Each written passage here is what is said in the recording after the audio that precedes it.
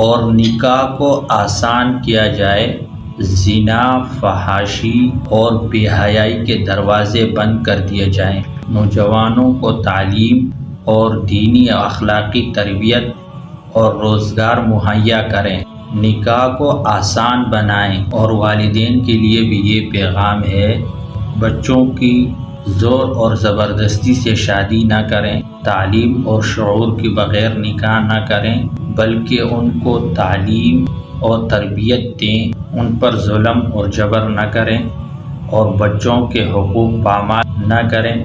بچوں کے حقوق پامال کرنا یہ بھی اسلام میں جائز نہیں ہے۔ اسلام نہ اندھی آزادی دیتا ہے، نہ اندھی پابندی، بلکہ اسلام عدل اور انصاف اور حکمت کا درس دیتا ہے۔ ہمیں قوانین بھی چاہیے شریعت کی روشنی میں۔ اللہ تعالی ہمیں حق سمجھنے کی توفیق عطا فرمائیں۔